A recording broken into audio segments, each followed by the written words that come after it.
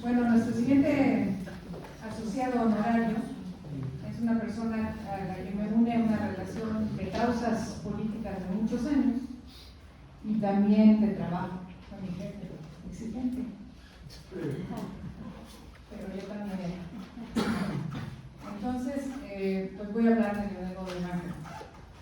Nació en la ciudad de Lázaro Cárdenas, Michoacán, pero realizó sus estudios de primaria, secundaria y preparatoria en Tijuana, Baja California, y volvió a su estado natal para cursar la licenciatura en Derecho en la Universidad Michoacana de San Nicolás de Hidalgo. Se especializó en Ciencias Penales en la UNAM, donde también cursó una maestría en Derecho. En el INACIPE realizó la maestría en Criminología y defendió su tesis doctoral recientemente, Los desafíos del sistema penal y penitenciario en México, para obtener el grado de Derecho en la Universidad Nacional Autónoma de México. En el ámbito académico fue profesor de Derecho Penal en la Facultad de Derecho y Ciencias Sociales de la Universidad Michoacana de San Nicolás de Hidalgo y en la preparatoria Isaac Arriaga de la Michoacana también. Y su desempeño en la función pública lo llevó a ser su Procurador General de Justicia del Estado entre 1983 y 85, luego de lo cual fue nombrado secretario de Gobierno de 85 a 86 con el gobierno del ingeniero Cárdenas. Más tarde sería secretario de Seguridad Pública, subsecretario y secretario de Gobierno del Distrito Federal, otra vez con Cuauhtémoc Cárdenas, para volver a Michoacán como secretario de Gobierno en 2002. Como representante popular ha sido diputado federal en las legislaturas 54, 56 y actualmente en la legislatura 65 fue electo por mayoría por el distrito con cabecera en el puerto de Lázaro Cárdenas, Michoacán, luego de haber sido senador de la República por el estado de Michoacán entre 2006 y 2012. En noviembre de 2007 fue electo gobernador del estado de Michoacán por el periodo 2008 y 2012, un periodo corto de ajuste de calendario electoral. Entre sus actividades políticas destaca haber sido fundador, consejero, secretario electoral del Partido de la Revolución Democrática y presidente del Comité Ejecutivo Nacional del PRD entre 2003 y 2005, así como representante del PRD ante el Instituto Nacional Electoral. Actualmente, como miembro del Partido Movimiento de Regeneración Nacional Morena, es vicecoordinador de la bancada de la Cámara de Diputados y ha sido delegado en funciones como secretario de Organización Nacional en Morena, delegado en funciones de presidente del Comité Ejecutivo Estatal de Morena en Baja California para la elección de la actual gobernadora y delegado político especial para el estado de Guanajuato en la elección presidencial. Tiene la palabra el doctor.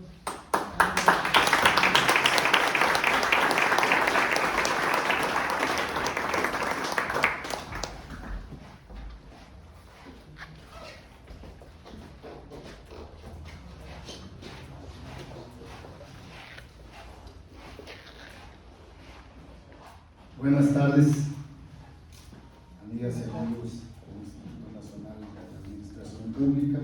Quiero agradecer al doctor Luis Miguel Martínez y a la secretaria general Selene Vázquez que me hayan invitado, y agradezco mucho a los directivos de esta gran institución.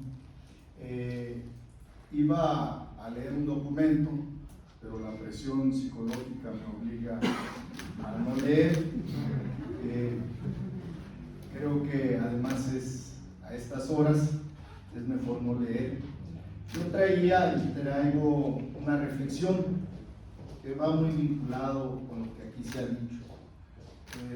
Quería invitarlos a reflexionar sobre el Estado de Derecho. Antes les quiero decir que sin duda el tema que trató brillantemente mi maestro Diego Valadez es muy trascendente, lo de la función de la administración pública.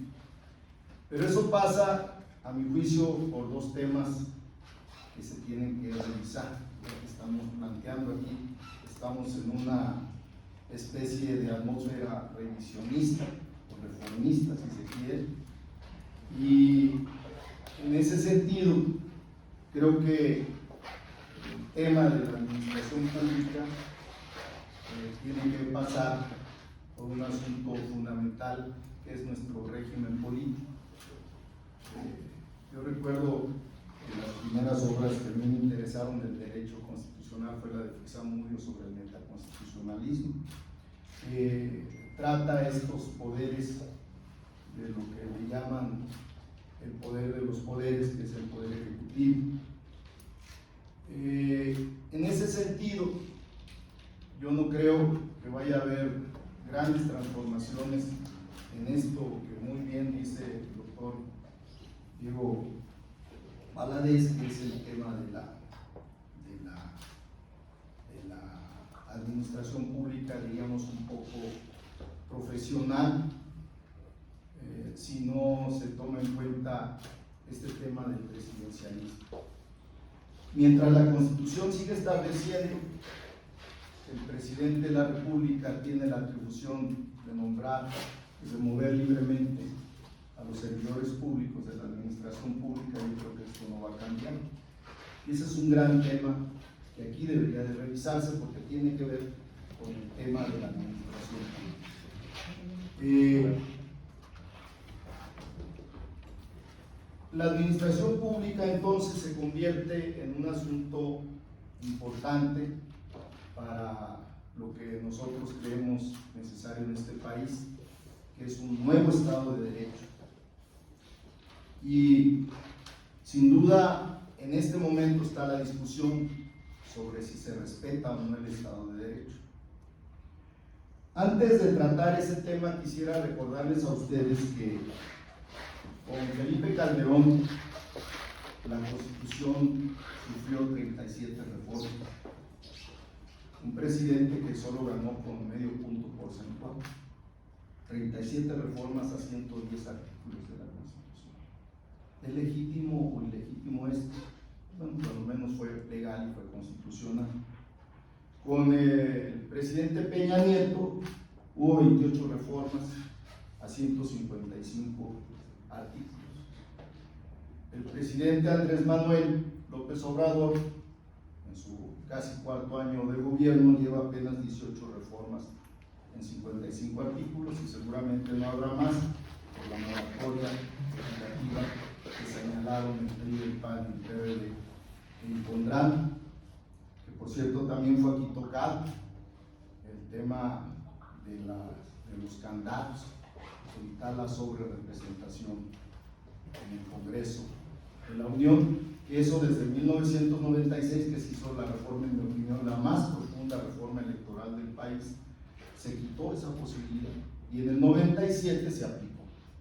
Y como bien dijo aquí la doctora Saúl, pues ya dejó de tener un partido político la posibilidad de reformar por sí mismo un partido la Constitución. Se acabó, porque las reformas que se hicieron en la época de Miguel de la Madrid o de López Portillo fueron escandalosos el número de reformas que sufrió la Constitución.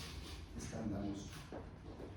Y nosotros pensamos que eso tiene un origen político, que era fortalecer, preservar un modelo político que era necesario, que se estaba construyendo, que inició a construirse en el gobierno de Miguel de la Madrid, el famoso modelo neoliberal. Y sin duda, en este sentido, pues el Estado de Derecho, que todavía rige en muchas esferas de la vida nacional, tiene que ver con ese modelo. Y la posición nuestra, tanto del presidente Andrés Manuel López Obrador como de nosotros, que ahorita somos 202 diputados federales, somos el grupo parlamentario mayoritario en la Cámara de Diputados, pues tenemos, a juicio nuestro, la obligación que nos dieron 30 millones de votos, fueron más de 20 puntos porcentuales de diferencia con el segundo lugar, que fue Ricardo Anaya, que en opinión nuestra nos da legitimidad para intentar reformas que ofrecimos a los mexicanos. Porque les quiero decir que el presidente Peña Nieto jamás en sus discursos de campaña habló de que iba a reformar la Constitución para hacer una reforma energética que el Pacto por México consiguió, no lo dijo. Y a mí me parece que eso es un fraude electoral. Lo que votaron los mexicanos en el 2012 no fue lo que ofreció o lo que hizo después Peña Nieto. Por eso hay grandes inconformidades, habrá grandes inconformidades y seguirán habiendo muchas inconformidades, mientras un candidato ofrezca una cosa y luego haga otra, que también ocurrió con Peña Nieto, con Felipe Calderón. Por eso nosotros fuimos muy claros al decir que íbamos por una transformación profunda de la vida nacional. Algunos consideran que no es así, que al contrario vamos en otro camino, y es la disputa por la nación que tenemos en este momento. Nosotros creemos que tenemos la razón y estamos impulsando esa reforma. Y entre esas reformas está el famoso tema de los órganos autónomos, que coincido con el doctor Valadez. Yo creo que efectivamente es un modelo que se tiene que revisar porque no son órganos soberanos, son órganos autónomos y deberían de tener un capítulo especial en la Constitución. ¿Qué ha pasado con este tema de los órganos autónomos que tiene que ver con preocupación del Estado de Derecho? Pues que la mayoría de ellos se constituyeron. También es cierto, lo dijo bien el doctor Valadez, se debió a un asunto político, no de mecanismo, porque hay órganos autónomos exitosos, el Banco de México, el INEGI, pero hay otros que en este momento, por ejemplo el INE o el Tribunal Electoral del Poder Judicial de la Federación, realizan actos absolutamente, toman decisiones absolutamente políticas. Yo no veo ya a Lorenzo Córdoba o a Ciro Murayama como árbitros imparciales. Los veo cargados totalmente. El mejor ejemplo es lo que acaba de ocurrir con el presidente del PRI. Dirán, y seguramente es cierto, que los audios son ilegalmente obtenidos, pero hay una cosa que es cierta, es su voz, es su mansión de 7,000 metros cuadrados, eso es cierto. Y también es cierto lo que ha expresado sobre los empresarios, sobre lo que dijo del presidente de Cinépolis, que dio 2 millones de pesos a cada uno de los 12 candidatos de la alianza en Michoacán, o sea 24 millones de pesos. Ahí lo dice Alito en sus audios. ¿Y qué ha hecho el INE al respecto? Nada. En cambio nosotros, por el acto en Toluca, posiblemente cierto, yo no lo quiero debatir ahorita, nos acusaron de actos anticipados de campaña y actuó inmediato y ya llamó a algo que medio raro que se llama prevención cautelar, para decirle a esos 30 servidores públicos, entre miembros de la Administración Pública Federal y de legisladores y de gobernadores, que les advertía que no volvieran a realizar actos anticipados de campaña. Seguramente tuvo sus razones, pero ¿por qué no investiga a Alito? Ya salió a decir que lo está haciendo ante la presión que hemos ejercido, pero ha actuado con demasiada lentitud. Y por eso para nosotros, más allá de que en nuestra opinión el INE sí tiene un papel que jugar en la vida democrática de este país, pero tiene que ser un órgano imparcial, no puede ser un órgano faccioso como en este momento está ocurriendo. Y entonces el INE, el Tribunal Electoral del Poder Judicial de la Federación, tienen mecanismos que permitieron la manera de ser electos. Se repartieron en cuotas de los partidos políticos. Yo fui diputado en el... Ahorita no me interrumpí, y muchas cosas no estuve. En el 96, no, en el 2003, yo era presidente nacional del PRD Y me llamó Pablo Gómez para decirme que se estaban repartiendo los espacios en el INE, en el IFE se le llamaba todavía, para los partidos políticos. Y que a nosotros nos ofrecían, al PRD, yo era en ese tiempo del PRD, nos ofrecían un espacio. Eso no me lo contaron, ocurrió. Y obviamente, pues todos sabemos cómo se integró y cómo se empezó a integrar el Consejo General, primero del IFE y luego del INE. El primer IFE, por cierto, el que encabezó Pepe Boles, a mí me parece que fue impecable, fue imparcial, y logró que ese instituto tuviera, sin duda, condiciones de alta eficiencia organizativa de elecciones. Pero luego siguió, creo que se llama Luis Carlos Ugalde, y otros previos y posteriores, donde ya fue un reparto de los partidos políticos y respondieron los consejeros a ese reparto. Esa es nuestra opinión, así lo consideramos, y por lo tanto creemos que el Estado de Derecho tiene que ver con esta visión. Para algunos, al estar nosotros proponiendo cambios profundos en el modelo de elección de estos órganos autónomos, estamos trastocando el Estado de Derecho.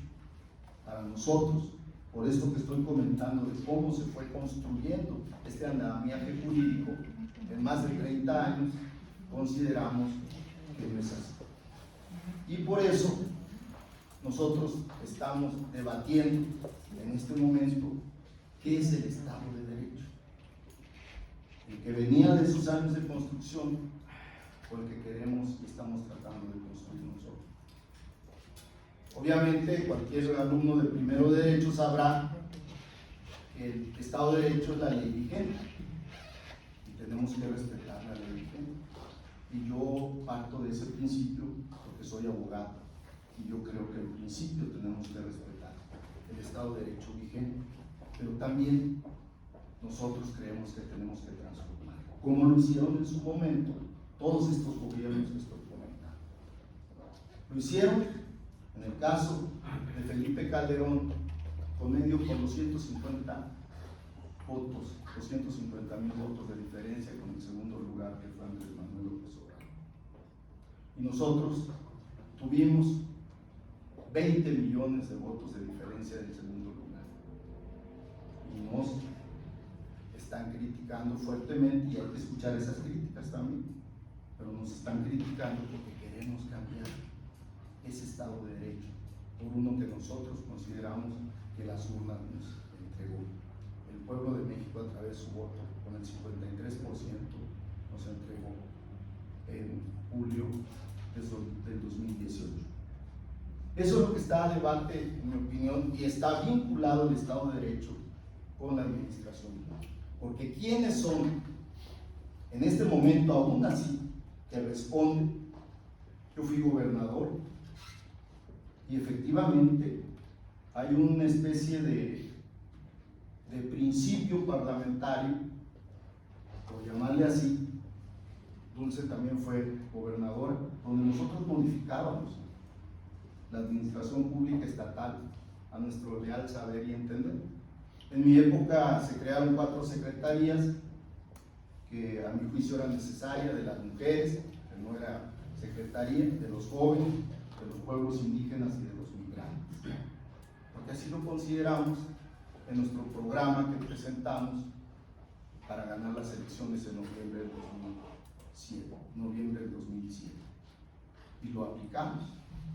Y los partidos políticos, los de oposición a nosotros, lo tomaron como una, diríamos, como una obligación legislativa de que el titular del Ejecutivo tenía derecho a modificar la administración pública a su leal saber y entender.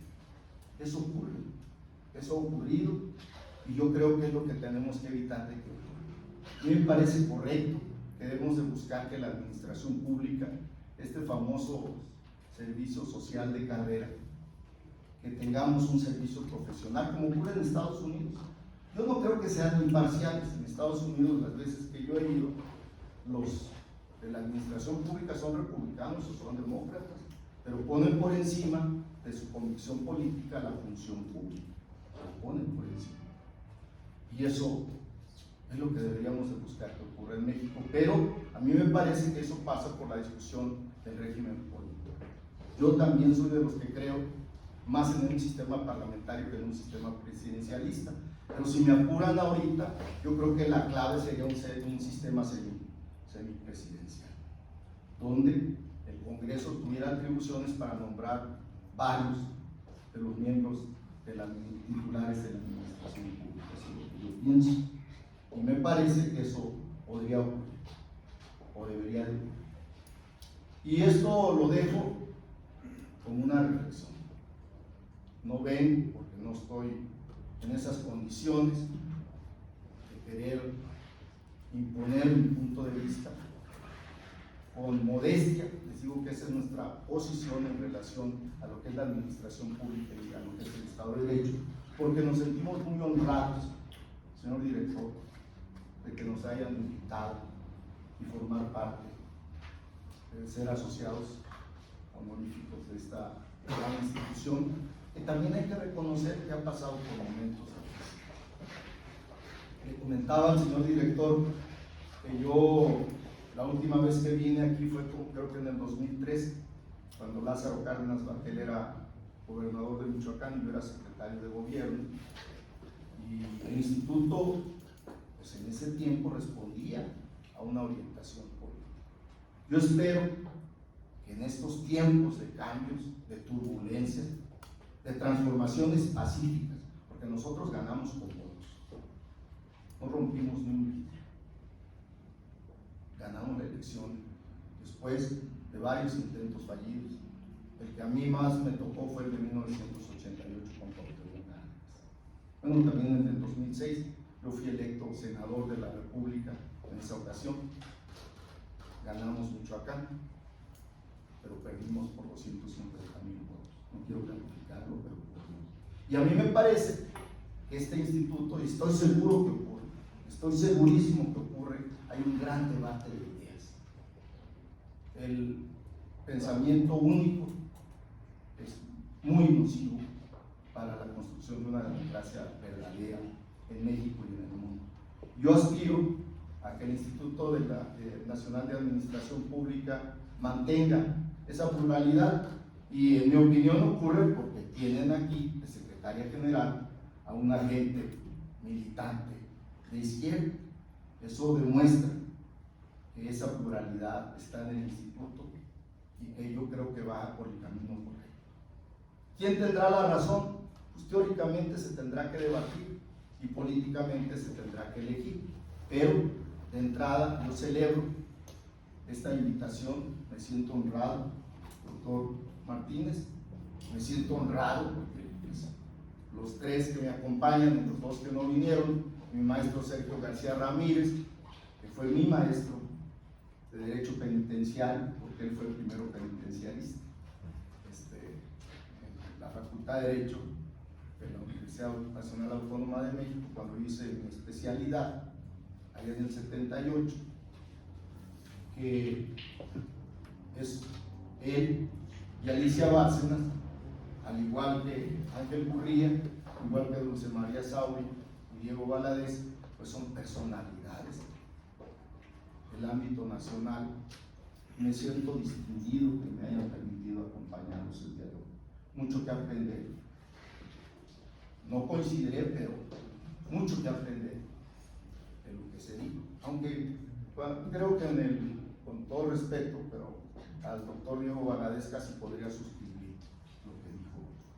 Hace muchos años que nos conocemos, muchos, y siempre le he guardado un gran respeto, una gran admiración, y ese respeto y esa admiración tengo hoy por el Instituto Nacional de la Administración Pública, por el director, por la vicepresidenta y por los que están aquí, los directores, y obviamente por Selene Vázquez, que es mi amiga, mi compañera de muchos años, y que les agradezco a ustedes que me hayan permitido hacer uso de la palabra. Muchas gracias.